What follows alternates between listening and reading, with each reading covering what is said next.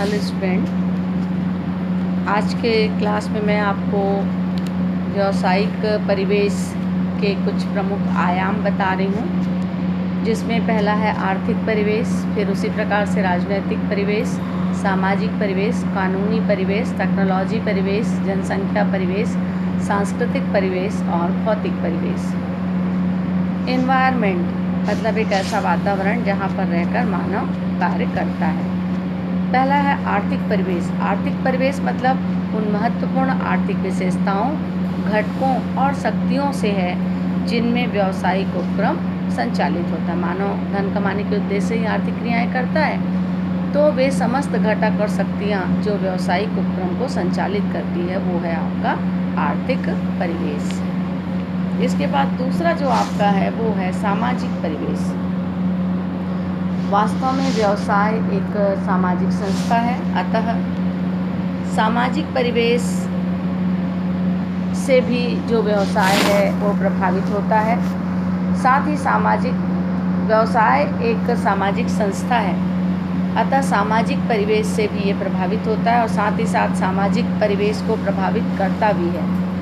व्यवसाय का संगठन, संचालन, नवप्रवर्तन, सूचना का प्रचार, नवीन विचारधारा, ये सब जो है सामाजिक परिवेश से प्रभावित होती है। सामाजिक परिवेश में सामाजिक शक्तियाँ शामिल है, जैसे रीति रिवाज, मूल्य, सामाजिक बदलाव, ये सारी चीज़ें जो है सामाजिक परिवेश कहलाती हैं। क्योंकि वर्तमान में जो है महिलाओं की भी भागीदारी व्यवसाय में है, तो इस तरीके से ये चीज़ें भी जो है सामाजिक परिवेश को प्रभावित करती हैं। अगला है राजनैतिक परिवेश।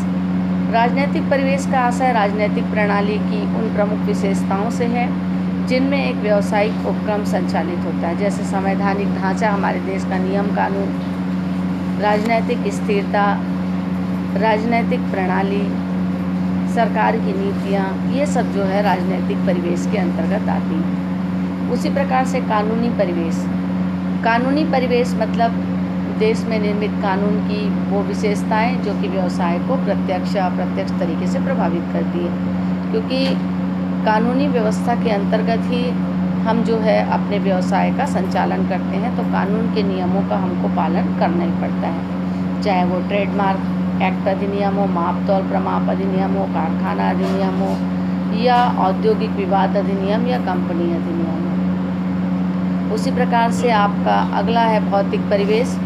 भौतिक परिवेश में देश के प्राकृतिक साधन, उनका वितरण, भूमि की उपजाऊ शक्ति, जल, वायु, जंगल, पहाड़, खनिज, ये सारी चीज़ें आती हैं। अगला है सांस्कृतिक परिवेश।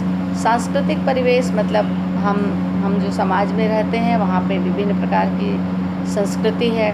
किसी राष्ट्र की संस्कृति, कला, साहित्य, रीति रिवाज, परंपराएं, खान पान, जीवन शैली, ये सब अलग अलग होती हैं, तो ये भी जो है कहीं ना कहीं किसी न किसी तरीके से व्यावसायिक उपक्रम को प्रभावित करती हैं। उसी प्रकार से और भी है जनसंख्या परिवेश। किसी देश की जनसंख्या कम है, किसी देश की जनसंख्या अधिक है, तो जिस देश की जनसंख्या जितनी अधिक होगी वहाँ वस्तु तथा सेवा के लिए बाजार भी उतना व्यापक होगा, और जहाँ देश की जनसंख्या कम होगी वहाँ पर जो बाजार है वो भी छोटा होगा या अधिक व्यापक नहीं होगा। तो इस तरीके से आकार प्रकार से भी जो है वो